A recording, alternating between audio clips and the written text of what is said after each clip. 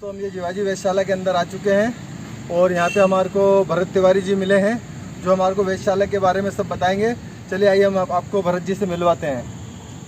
नमस्कार भरत जी। नमस्ते सर। आप यहाँ पे कितने सालों से सेवा दे रहे हैं? मेरे यहाँ 31 साल हो गए। मैं यहाँ ऑब्जर्वर के पद पर कार्यरत हूँ।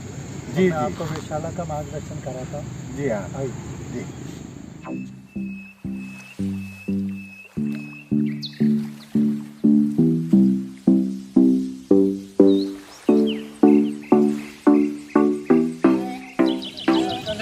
सर्कल 360 डिग्री का है। हमारी 12 राशियाँ होती है, मेष, वृषभ, मिथुन, कर्क, सिंह, कन्या, तुला।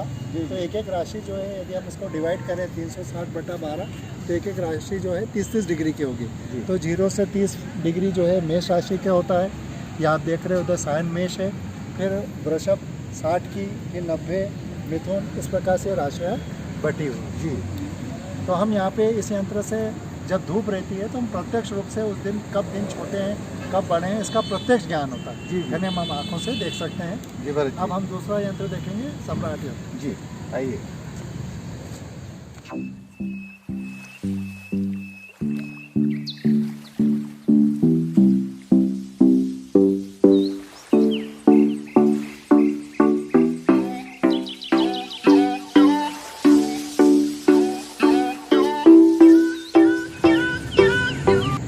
देखिए धूप घड़ी यंत्र है। ये धूप घड़ी यंत्र के यहाँ पे हम खड़े हैं हमें जो हमको भरत जी इसके बारे में पूरा बताएंगे।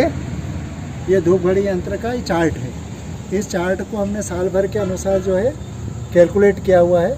वो जो हम घड़ी पढ़ेंगे वो हमारी घड़ी यदि हम पढ़ते हैं तो स्थानीय उज्जैन का लोकल टाइम बताएगी, और जब इस घड़ी के अंदर हम करेक्शन कर देंगे तो इंडियन स्टैंडर्ड टाइम बताएगी जी, भारतीय मानक समय।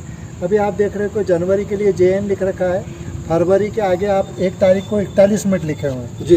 तो यहाँ का सबसे अधिकतम करेक्शन 41 मिनट का है, और मिनिमम करेक्शन आपको जो है 11 मिनट का मिलेगा। वो आपको मिलेगा 24 अक्टूबर में जी जी। 24 के आगे आपको 11 मिनट लगे हैं। अभी जैसे सितंबर चल रहा है और आज तारीख अपनी कितनी हो गई है, 6 तारीख हो गई है। तो अभी जो हम घड़ी पढ़ेंगे तो 4 से लेके 6 तारीख तक जो घड़ी का करेक्शन है वो 26 मिनट का जो समय जी। तो 26 मिनट हम जोड़ देंगे तो हमें IST मिल जाएगी। चलिए अच्छा भरत जी काफ़ी अच्छी जानकारी आप दे रहे हैं हमारे को जी। ये धूप घड़ी है और ये सुबह 6 बजे से 12 बजे तक डायल चलता है। सुबह प्रातःकाल 6 से 12 बजे तक ये डायल चलता है जी हाँ। और 12 बजे से 6 बजे तक ये डायल चलता है। आप जल्दी से आ जाइए, धूप आ रही है जी जी जी। तो आप देख रहे हैं कि सर ये 1 बज रहा है। जी हाँ।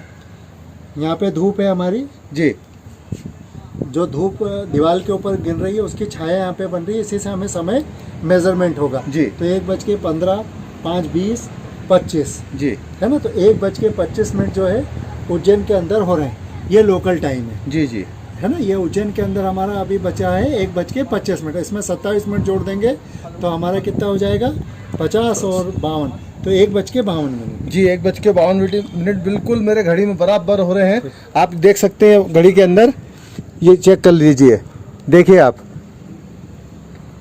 बराबर समय आ रहा है इसके अंदर घड़ी में। जो धूप घड़ी से हमारे को भरत भाई ने बताया है उसी के अकॉर्डिंग हमारी घड़ी में समय हो रहा है। देखिएगा, वाह भरत भाई, इसका तो बहुत अपने आप में बहुत एक चमत्कार बोलो या साइंस, ये अपना पुराना साइंस है जी हाँ जी जी जी जी जी। अब हम तीसरा यंत्र देखेंगे, नाड़ी वाले यंत्र। नाड़ी यंत्र, चलिए आइए भरत भाई। अब हम नाड़ी यंत्र की ओर जा रहे हैं भरत भाई के साथ में।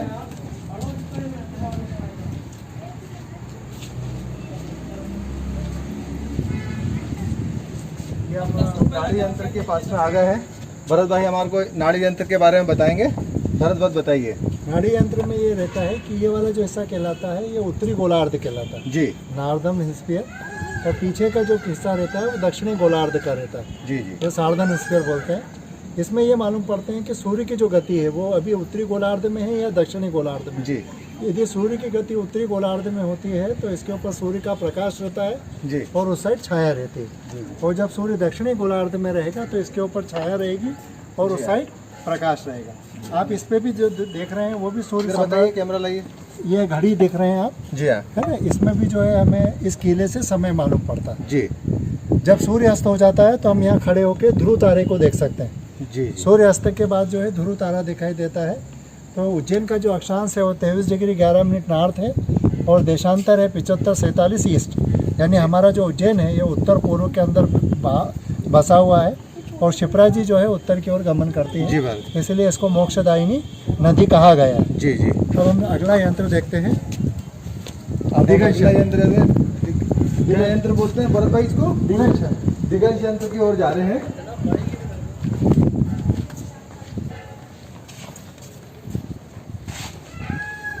ये देखिए ये दिगंश यंत्र है। इस यंत्र में से हमें एक और यंत्र लगाना पड़ता है जी। उस यंत्र का नाम होता है तुरी यंत्र। तुरी यंत्र हम इसमें लगा देते हैं और अभी यदि हमें किसी ग्रह के उन्नतांश और दिगंश निकालने हो तो इसकी जानकारी हमको मालूम पड़ जाती है। जी जी। उन्नतांश का मतलब होता है कि कोई भी ग्रह क्षैतिज से कितना ऊंचा है और दिगंश का मतलब होता है पूर्व पश्चिम दिशा से बिंदु के कोणात्मक दूरी, वो भी क्षैतिज वृत्त में। वो चीज़ हम इसमें से प्राप्त कर सकते हैं। तो जैसे हम तुरी यंत्र लगाते हैं तो तुरी यंत्र में क्या होता है कि आगे और पीछे जो है 2 होल रहते हैं। जी। जैसे अभी सूर्य का हमें कोई वेध लेना है तो हम सूर्य की तरफ उस यंत्र को कर देते हैं। जी। उसमें से जो सावल रहता है वो उस ग्रह का उन्नतांश बताता है और जो उसकी सुई रहती है वो दिगंश भरत भाई अपन अभी कौन से अब अपना लास्ट यंत्र देख रहे हैं जिसका नाम है भित्ति यंत्र।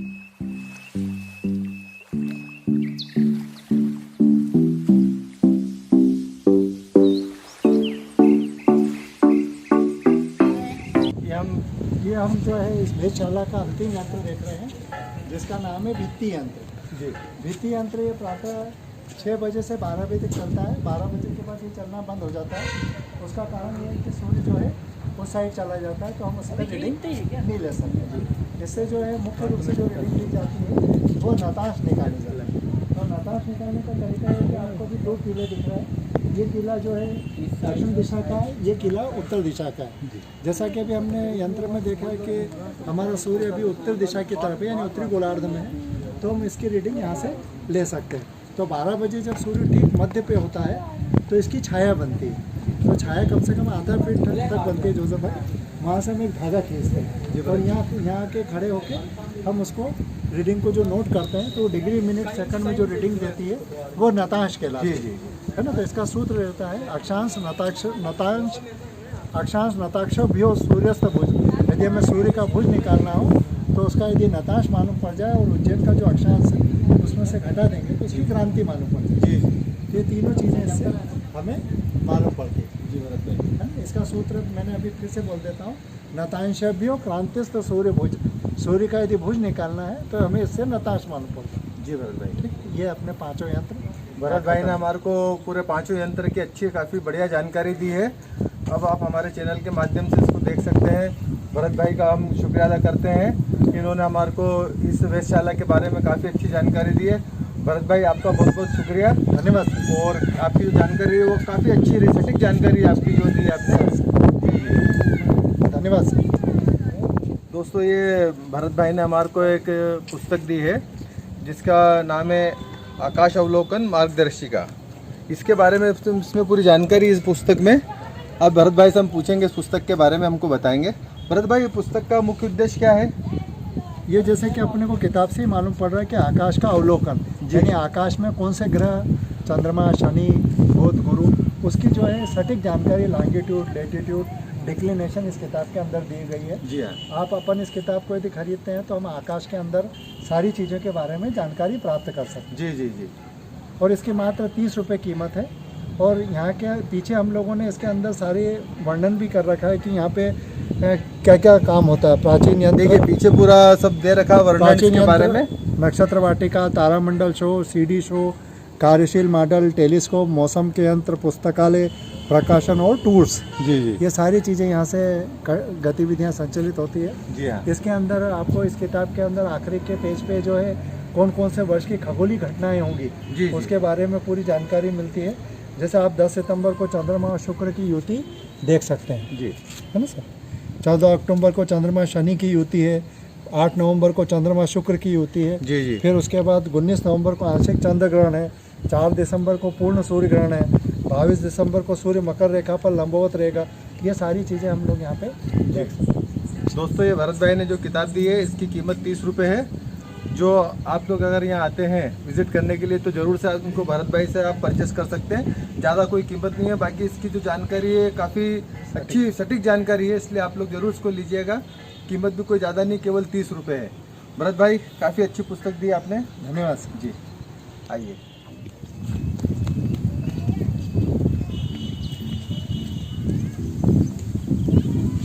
वेधशाला के पीछे शिप्रा नदी बह रही है, देख सकते हैं आप।